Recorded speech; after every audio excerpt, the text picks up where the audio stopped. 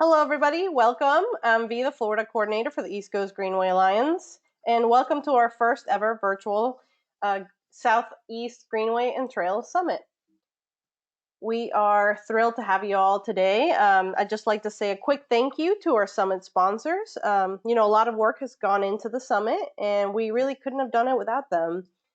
With that, I'm very, very excited to introduce our speaker today for the session, A Rose by Any Other Name, Heather Neville, Principal of VRUM Planning. So I'm going to go ahead and give the controls over to Heather, and away we go. All right, so let me get this pulled up really fast. Yes, I have a lot of things on my desktop, so I apologize. But as B said, I'm Heather Neville, and I'm here to A Rose by Any Other Name, how to sell separation and identify unexpected partnerships as it relates to trail building. Again, I'm the principal at VRUM Planning, and so I'm very excited, proud, and grateful for the chance to share the following methods and thoughts and ideas. My plan is to cover what I've found successful, not successful, what I've spectated and felt through my journey as a trail separated facility advocate. I hope you enjoy it. I'm a bit quirky by nature and maybe a little crude, so I enjoy putting this G-rated version together for you. So again, hi, I'm Heather. This is my first go-to meeting recording, so thank you for your patience. I love all things that start with the letter B. There's an inside story that some of you know about why me liking the letter B is funny. For the rest of you, or the Gen Pop, as I call you, you must know, as it turns out, it's actually still pretty accurate. I mostly love the beach, bicycles, birds, basketball, brewed beverages, a bald man, and my boy child. But I am the passionate professional. I can't stop myself, and I'm terrible at sitting on my hands. I've been able to somewhat make my passion into my profession. With that said, the amount of pro bono work, it keeps me from being a viable candidate for anybody but myself. I'm known for prioritizing what I think matters most over what will pay the most. I've also been told no one controls you, and that makes you a little scary. But I'm an open book. Everyone knows what I want, and I'm going to work hard with everyone to get it.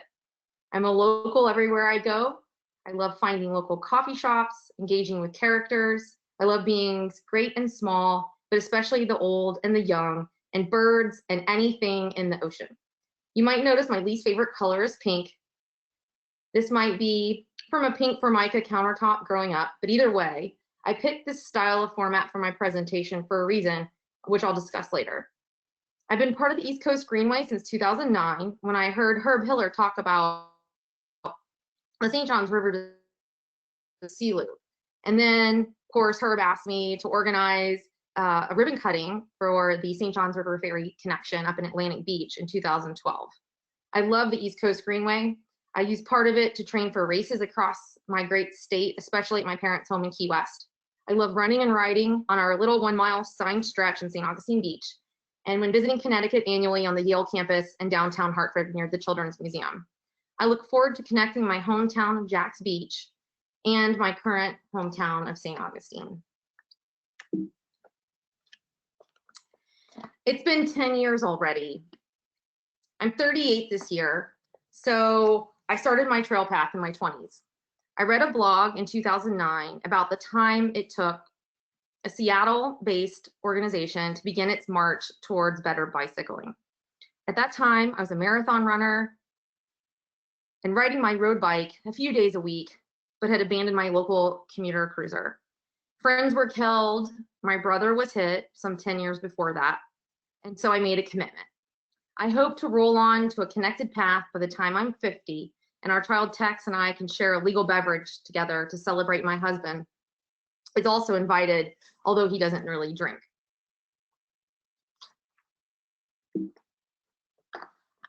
A lot can happen in a decade. Individuals will come and go who have had a great idea and they get really frustrated. They will see something new and not realize how long it took. Overnight, a ribbon cutting will bring an influx of the inspired, unfortunately uninformed and misinformed newbies to help, who will likely hinder the process and progress inadvertently with all capital letter emails and podium pontification. When is it our turn? When I hear them say this, that this is so amazing, please councilman fund it now. But typically it sounds something like, people are dying, when are you going to fix it? You don't care about my insert child, parents, community safety. How to keep them engaged as educated helpers is the key. P.S. I love Lizzo, and it just so happens Good as Hell gets your hands just as clean as good happy birthday. So there's your coronavirus tip. The power of knowledge and education is commonly hoarded. I see so many fail to assist others in comprehending the goals. Sometimes it's on purpose. If I tell them, they will know and I lose my power. Or if they know how hard this will be, they won't support it. Other times it's due to a lack of authority on a topic, leaving poorly communicated concepts and ideas, even so far as offensive and distracting. But overwhelmingly with public projects, it's an afterthought of communication, a series of checking the boxes and vastly underappreciated part of the project. But Heather, these are public projects. Why are we having to explain everything? We're all communicating constantly, scrolling scores of information, Googling everything. I think in large part, public communication is underfunded, unamusing, and overwhelming. Underwhelming, maybe overwhelming. So I was and am tired of the status quo, of public charrette as usual, of mass emails with no care given to the content. So I changed my purpose. I decided that to succeed, I needed to become an authority so I could explain concepts and develop messages to help. And I needed to make it something people wanted to engage with. So let's begin. A rose by any other name would smell as sweet. Lesson 1, words matter. Remember that point. Next, your label doesn't matter. Your exact personal goal doesn't matter. To put it simply, it doesn't matter what it's called or what you want to call it, or exactly the kind of project you want. If you want your gigantic public policy goals to happen, if you want a separate facility or need a new ordinance or statute, learn to compromise your feelings and desire with what is possible. A name is just a label and does not define everything. Let go of how you title things. Let go of being rigid. Let go of your dislike for pink and unlock the potential of everything possible. Pink is not my personal favorite, but pink made sense and pink looked beautiful. If someone called it the East Coast Trail or Pathway, does it matter? If an elected official only knows trails because they live in a beautiful planned development, but calls them sidewalks, should you be offended or think they do not desire trails? What matters is getting total understanding of who you are trying to communicate with, and then discovering how you can help fill the gap.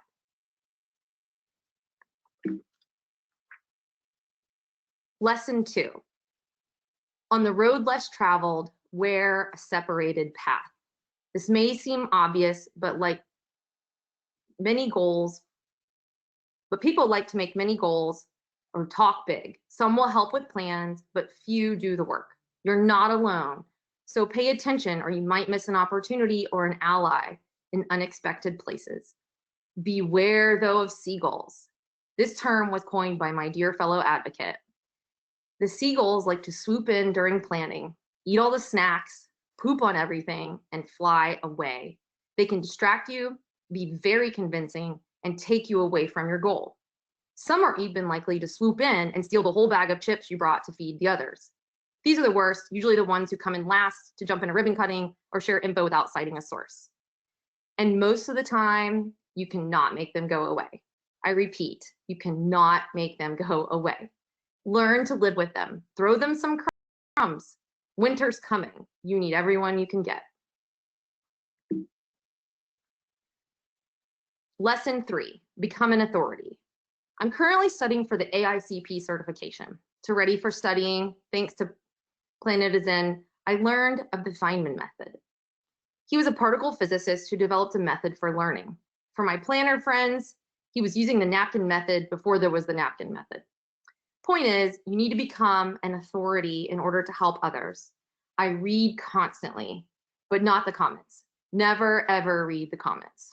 I read articles, publications, criteria, manuals, all of the data, all of the surveys, all of the narrative of the surveys.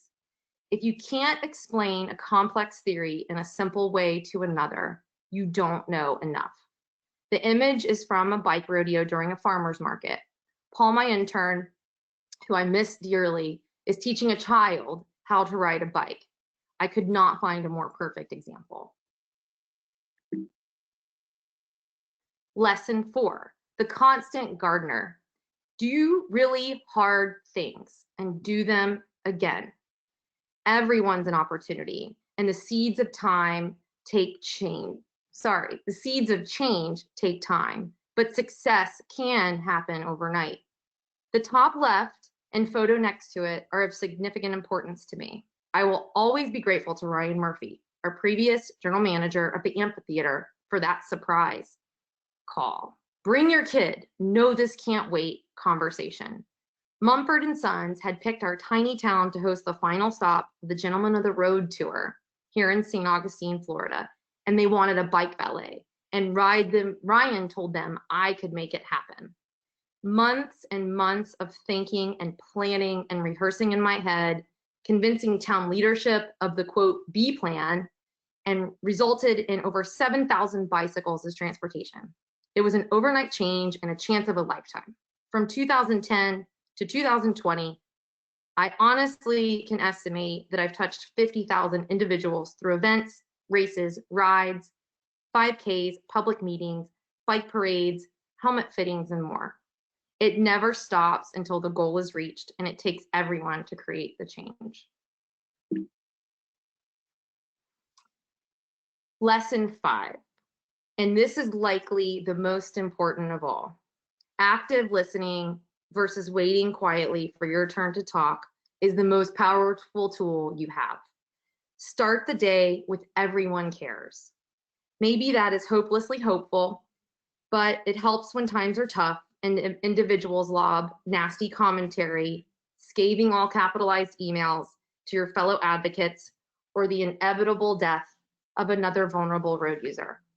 It is our planet, not mine, it's not yours, it's not theirs. If you're actively listening, you can find the common place. Trust yourself and authority and knowledge built, and actively listen versus quietly waiting to speak. Stop trying to make others believe what you believe. Find a common reason to support the greater goal. In 2015, I was helping communicate the bike law in Florida. I'm not a lobbyist, just someone who has touched so many who feel compelled to help. I was copied on an email to a state rep where the words, quote, idiot, and quote, hateful person were typed. I watched during public comment as the scathing and condescending comments rolled off a fellow advocate's tongue. She was a quick in, quick out advocate who, because immediate results did not occur, attacked me for not being more like her, but left the advocate scene after just 3 months. I'm not glad she's out. The bill died. The rep was not an idiot. He just didn't like spandex cyclists, and he killed the bill because words matter and hers cut like a knife. He's a disabled niece. He sponsors 5Ks. We could have gotten somewhere with a little listening and a little kindness and a lot of education. She should have stayed, apologized, and kept at it. Bikes on the sidewalk. To be or not to be, that was the question, an anecdotal story. The 6-year sidewalk ordinance is a prime example that some things take a long time, maybe too long, but we're not here to judge. After 100 years, what's another decade amongst bike friends? At every step, I was chastised by motor-centric, by fellow cyclists, and by naysayers. Quote, you want to take our cars away. You want to hurt old people, small businesses, damage public property. But putting bicycles on the sidewalk for me was part of a bigger plan, one where 8 to 80-year-olds felt better about active transportation, one that would show more demand is there than the current road capacity could reasonably provide, and one where regular people just trying to do work weren't breaking the law. 6 years, hundreds of hours, so many meetings, but finally, bikes are back on the sidewalk. The bike share was born along with it. Not because of me, but because I did keep showing up, kept sharing, kept people informed, and people involved. I was welcomed by local leaders, officials, and staff, not necessarily because they agreed, but because they knew I cared. That's why no one likes a good advocate, but if you're a good advocate, everyone will meet with you. They knew I had well-researched reason and knew I would not rise up against them in a fiery fury to hurt them if I didn't get my way.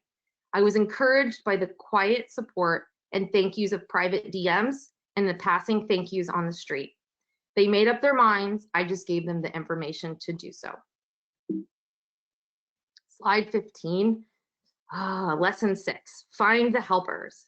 Make a goal if you want to get something done. You better do it yourself, but you don't have to do it by yourself. Let people know you need help. Let the masses know exactly what you need, and always, always, always be humbled by their efforts, big or small. You never know which elected official will show up, which administrative level staff might pop in the back, who is reading the articles or watching the feeds. Most happy people don't click like. Comment sections are largely reserved for negativity, but those who help are golden. Say thank you. And lesson 7, the last one, stop and smell the roses, amongst other things. It's hard to realize the wins, especially in the midst of 5, 10, or 20-year projects. My husband reminds me when I'm crying in my pillowcase some days of what has been accomplished. So I'm here to remind you. If you get a compliment, even if it's in the form of a frustrated adversary because you won, pause and reflect on what you've accomplished. Keep the newspaper articles, revisit the pictures from time to time, find ways to tell the story. You are now part of something bigger than yourself, bigger than trails, and bigger than your small town. So what's next for me? In 2009, we had about 4 miles. In 2013, 8 miles of trail. In 2019, we opened a beautiful segment of the St. Johns River to Sea Loop, part of the East Coast Greenway, providing 14 miles. The 2209 trail in St. Johns County will open soon with another 8-ish, don't tell anyone, I've been secretly in plain sight working on that since 2012. I was part of a team that submitted grants for 31 miles of the St. Johns River to Sea Loop alignment in 2019. A monumental, historic, amazing, beautiful feat. The trailheads are packed on the weekends, and more and more and more are coming during the week. Aren't you tired? Don't you ever get tired? I am asked frequently. I have a tenacity that's almost intolerable. I do not think that is stopping anytime soon. As the previous City of St. Augustine attorney said, quote, some people say they're going to do things, you go do them. If I have my way, and since it's a goal now, it's as good as done, right? My county will have a plan to finish 347 miles of a separated facility, be it sidewalk, wide sidewalk, path, trail, cycle track, you name it, by 2050. And the St. Johns River Sea Loop will connect our beautiful historic city and the ocean.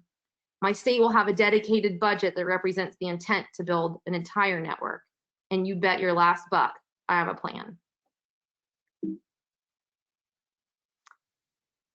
Thank you so much for all of your time. If you're keen on more Lizzo, Snoop Dogg, pics of random things I like on the trails, images of historic cities, St. Augustine, bicycles, babies, goats, baby goats, urban planning, rural corridor planning, urban forestry, tequila or bourbon recommendations, pictures of food, or to know the inside joke, consider reaching out. Again, I'm Heather Neville and with VRUM Planning, and I look forward to seeing you out on the trail soon. And thanks, V, for your time.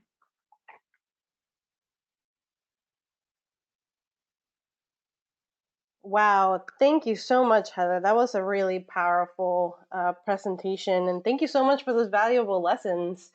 Um, Thank you everybody for joining this session. Heather's provided her contact information here, so reach out to her directly with any questions about this. But she'll also be available on Twitter if you want to just go ahead and shoot over any, questions, any comments about this session. Just make sure that you include the hashtag for the virtual summit, hashtag Greenway Summit, and we'll catch you over on the Twitter conversation. Thank you, everybody.